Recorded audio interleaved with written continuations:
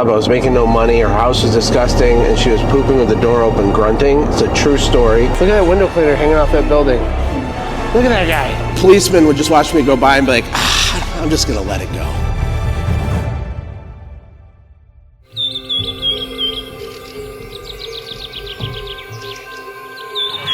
Hi. How are you? Great, how are you? I brought us lots of drinks. I see that. Do you like Zevias, LaCroix, Coke Zeros, or waters? Never had one. I brought you a Red Bull. Do you like Red Bull? I'll probably have a heart attack if I have a Red Bull. Okay. Well, not having Red Bull. What's up, sucker? I don't think I've ever seen you in a jacket. Yeah, I brushed my teeth too. You know, this is for you. You want to get these? Okay. So, I need to practice. Okay. I had to make it, and now I have to practice it and then do it really fast because we're so busy. And I didn't want to reuse something, so this is all new. It's going to be awesome though. That will be awesome. It's going to be funny. I'm going to tell this great story about a lady who was pooping with her door open. Oh, that's always a When I great was story. new in business, and it caused me to question all my life choices because I was thinking I should have got a real job. This was an underbid job. I was making no money. Her house was disgusting, and she was pooping with the door open, grunting. It's a true story, and I was pretty depressed at the end of the day, wasn't I? Yes. That's why you were there, not for the clean windows, just to watch your poop. You just need a reason to get you in the door.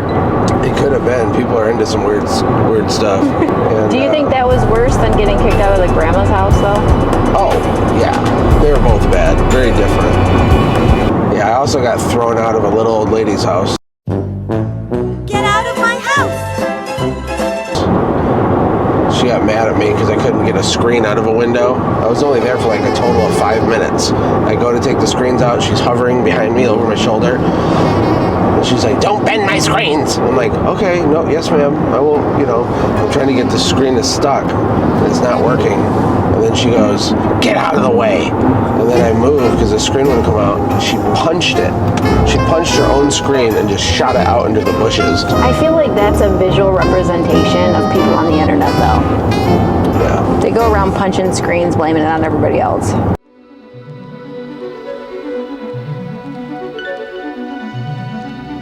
But this is a sales event.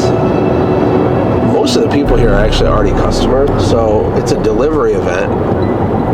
In that respect, like it's just good for the community. They all get to see each other. It's like a family reunion, But there's hundreds of I think there's like maybe 150 people that aren't part of the family yet, and so for them, they'll get an opportunity to join. Everything is choreographed. Everything.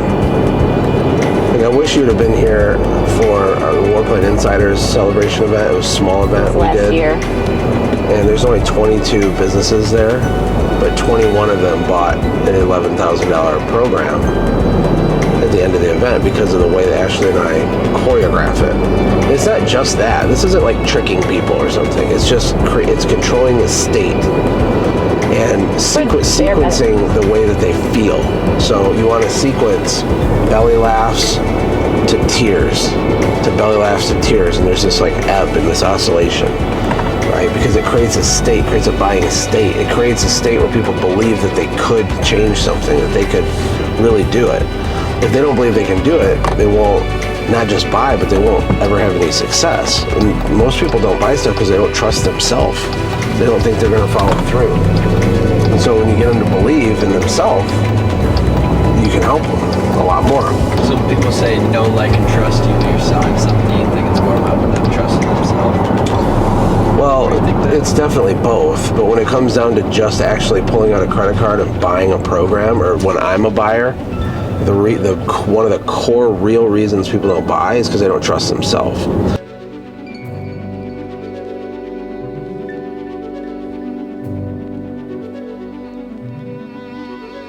Thank you. Once you come out. Awesome. Sweet. You're going to remember this place. We go up and to the right. I'm remembering. We've been here before. Josh doesn't think so, but we have. Hello. Hello.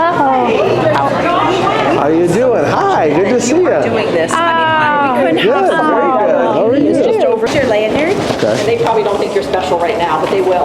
Do you want the notebook or anything else? Sure. Okay, yeah. all right, I'm gonna just give you that Okay, pack then. thank That's you. yours. Thank you. That's more shirt. What would you? Oh, yeah. I thought you'd like that one. Extra small. No, just kidding. Extra large. Would you? Yeah. CBF.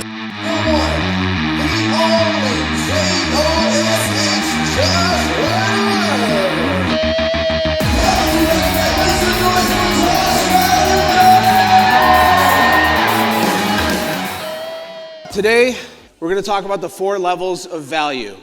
If you're interested in making more money, this will really help you. It's a different way of thinking. I was nervous at first because I don't want to share really abstract, advanced things because some people might be beginners, but then I thought, what am I talking about? This is like CBF people. I actually live down here part of the year and partially in Michigan. This is my wife, Ashlee, and she's my high school sweetheart, so shout out to you, babe. We have a herd of kids. We have 5 kids. The reason I talk about the family just very briefly is because business is about more than business. Business is about more than money. It's about changing your family tree, at least it is to me. And my wife and I went from high school to married, living in a trailer that looked just like this. A friend of mine, Marshall, he called it our condominium. That's what he called it. And we honestly had amazing times there. There's nothing wrong. We were excited. We were newly married. I was a pizza delivery driver, and I was making $500 a week like a baller, you know, delivering pizzas, taking extra shifts. But then I got the courage to start a cleaning business, and I started with this actual car. This is a photograph. It's the only picture I have of this car. You know why I don't have pictures of this car? Because at the time I was embarrassed of the car. My mom always told me, Josh, don't despise small beginnings. But I didn't listen. I was totally despising my small beginning, right? I was like, this sucks. When I would go do estimates, because I had a 28-foot ladder on the top of this junky car, I would hide it. I would hide the car and walk 3 or 4 blocks back to the house to do the estimate, and then I'd like disappear. And so they're looking out their front window like, where did this guy come from, you know? And then of course when I come back to do the job and I pull in, they'd be like mortified as I'm like clinking up their driveway. I called it my work truck. All the paint was ripped off the roof from the ladders. You know, there's no way this was legal. I just had ratchet straps. There's no ladder rack. And policemen would just watch me go by and be like, I'm just gonna let it go, you know? But this was our small beginning, you know. We eventually figured some things out. And when we moved to Costa Rica, we started a company called Send Gym. It does direct mail and stuff, and this business almost bankrupted me. I thought Discover Card was like my friend because they kept sending me these things. And so I kept swiping them. And it was really easy because I could take the stuff home right then, you know. So as an early 20-something, not understanding finance, having no entrepreneurs in my family, but having a little bit of a dream, I stumbled through that first business. Then had success, started this. Also the founder of Conquer, which is a coaching program. My new project's called War Plan. Here's my point. I just want you to know that anything that I say that makes it sound like I'm smart, I'm really not. Everything I know is learnable by you too. I have really bad dad jokes. I'm actually an extreme introvert for all of my friends that actually know me. I like to hide in my hidey hole and read books. We're gonna talk about what's called the 4 levels of value. I learned this framework from a friend of mine named Myron Golden. This concept is unbelievable. So if you look up Success Mountain here, we all start at the bottom. I started with the Chevy Cavalier. You never really arrive, but the way to level up is by ascending through the 4 levels of value. And the lowest level of value creation is called implementation. And what this means is that if you're the person doing the thing, that's okay, but you have very little, almost no leverage. And so there's limits to how successful you can become. I like the phrase, there's honor in all work. There's honor in work. When I see someone work hard, the amount of money they make has nothing to do with anything. But if you're a business owner that wants to be free, we need leverage. And implementation, you don't have a lot. The next highest level above that is called unification. Unification. Unification is when you start to use your management skills, you start hiring a few people. It's hard, but you have a little bit more leverage. There's a little more light at the end of the tunnel. The level of value above that is communication. This is all going to make sense by the end, but think about this. People that are gifted or expert communicators have almost cheat codes to life. And the thing is it's a learnable skill. So some of the highest paid people in the world are really, really good salespeople. But the point is that when you learn the skill of communicating, articulating, choreographing a message that moves people, all kinds of things open up for you. Opportunity comes to you, deals come to you, your employee retention is better, right? So like, this is the next level, right? And then the highest is imagination. So implementation through the lens of Josh as a window cleaner My leverage was my muscles. If you are the one digging the hole or cleaning the toilet or squeegeeing the glass, that's okay because there's honor in all work, but you're in the implementation phase. And if you look at your work week, ask yourself as I go through this, what percentage of my working hours is spent in each of these 4 different levels? Because usually you're doing a little bit of implementing because someone called in, and then you're doing a little management stuff, and then you're trying to inspire your team a little bit, but then you're back to implementing, and we're moving around. Does that make sense? So I went to a job by myself, and I went into this lady's house. She opens her door, and the first thing I notice is the smell of something. It just was not right, okay? I walk in, there's dog hair covering all of her white carpet in the whole house. Her carpet looked black. I started to leave my shoes on, and she said, take your shoes off. I'm like, well, I'm gonna throw these socks away, okay. So I get in there, I have my window cleaning bucket. I usually would go upstairs and work my way down. And I'd start on the inside, then do the outside. I go upstairs, and her 40-year-old adult son is sleeping. It's 2 p.m. He's sleeping, and there's 10 cereal bowls on the floor with mold growing in them around him. So I go in his room, and I'm like, whoop, I'll skip this one.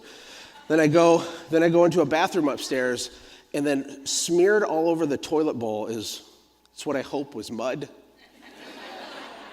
And it was smeared on a towel. So I'm like, okay, go to the next room, right? I clean a couple windows, totally confused why this lady would give me money to clean anything. Then I go downstairs, I'm cleaning in her kitchen, and I look over my shoulder, and this woman is pooping with the door open. The reason I'm telling you this is when you're living in implementation, it can cause you to question your life choices sometimes, right? You know, you can go from excitement to pain really, really quick. If you don't give up and you keep showing up, you level up. And I didn't give up, but I kept showing up for whatever reason, right? And then over time, you graduate to the level of unification. Now, what this means is that you're spending a little more time managing some employees, right? And you have some leverage. You have more leverage with unification.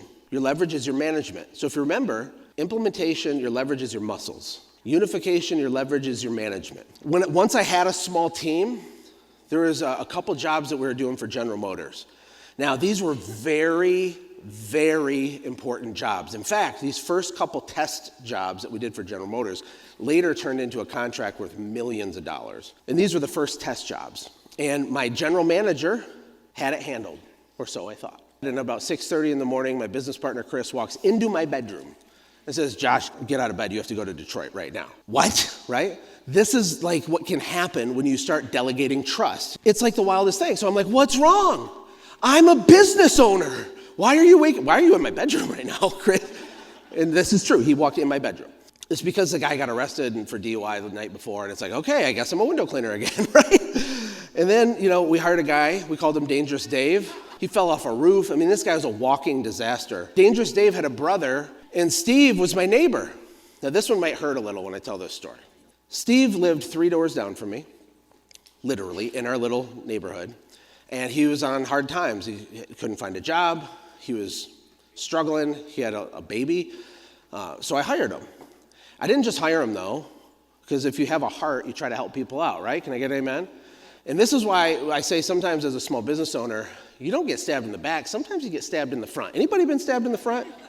It hurts. So here's the progression of Slippery Steve, okay? Super nice guy. He's like, Josh, you're the best. You're so nice. You have perfect bone structure. Your genetics are amazing, Josh. He'd just compliment me and edify me, and he'd show up early and he'd stay up late, and this lasted for a period of time because for the first time in my business career, I went on a 4-day trip. I leave, and the second day I'm on my trip, he calls me and says, hey, I'm out. I'm like, what does that mean? I'm done. I said, what about the Lockwood job, which is this big assisted living? There's a couple big, $10,000, $20,000 jobs. He's like, yeah, I can't do it. You're gonna have to figure it out. I'm like, I can't figure it out. I'm in New Jersey right now. Are you gonna give me 2 weeks? No. Well, what are you doing? I'm starting my own company. You're starting your own company? He leaves with no notice, starts calling our customers, starts his own freaking company.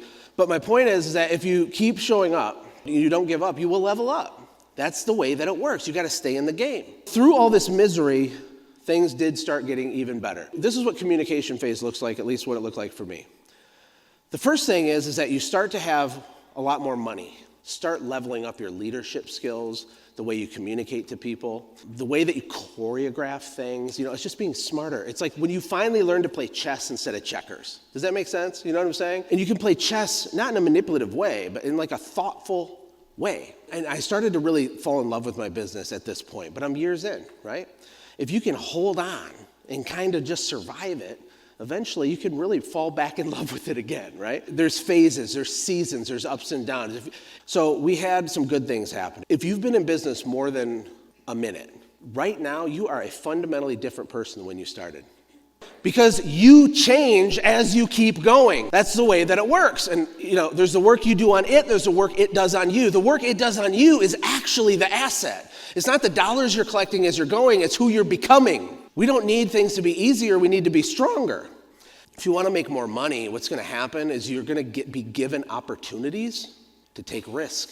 You're given opportunities to actually implement things that scare you.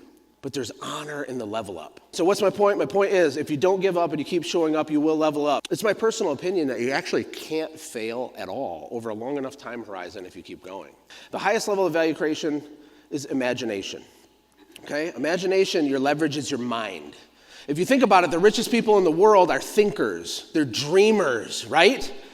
Think of people like Walt Disney. Imagine pitching the idea of what Walt Disney is before it existed to your friend. So I'm going to buy like 30,000 acres. And then there's going to be this thing, and like the whole world's going to be obsessed with this mouse. It's going to be epic. We're going to make billions, right? We want to do big things. We want to change the world. We want to become an astronaut. And then gradually, through circumstance and society and the negativities of the people around us, we just play by the rules. And this is really true. And so when I started my cleaning business, I wasn't running towards something. I wasn't dreaming. I didn't have my squeegee and I'm like, I'm going to build an empire. No, I was running away from something. Some people, when I work with them, the biggest problem is that they're running away from something instead of running towards something. And you're very limited on how much you can dream and how big you can think when you're just trying to survive instead of thrive, when you're just trying to escape instead of pursue. Does that make sense? Say, I'm getting you. One of my messages for you today is to don't wait to start dreaming again. This business almost bankrupted me. It was hard. I spent $1 million on the initial development way back a long time ago. And this is the first time I started really investing in myself. What's my point? My point is the same as it's been the whole time, that if you don't give up and you keep showing up, you will level up. And it doesn't matter where you're at right now. This is a truth that will happen to you. There's this concept called the law of advancement. It's this idea that a tree has to go down with its roots so it can go up in the sky. Pretty simple, right? It's a law that says whatever goes up has to first go down. For a bird to learn how to fly, it has to fall out of the nest. For your bank account to go up, your bank account has to go down. It's the law of advancement. There has to be some level of pain to have some level of reward. There can't be another way. This is why 81% of lottery winners go bankrupt in less than 5 years, because the result in their bank account is not congruent with who they are. You're praying for a $10 million business and you got a $500,000 being. See the problem? We have to level up, and it's hard. But if you don't give up and you keep showing up, you will level up. Here's the bottom line, guys. Man, I just hope you change the world. I hope you know that your cleaning business is a big deal. And it might just be a starter business for some of you. It might not be your forever business. But the reason it's a big deal is because you are becoming more every day. Guys, thank you so much. I appreciate your time. Debbie, thank you.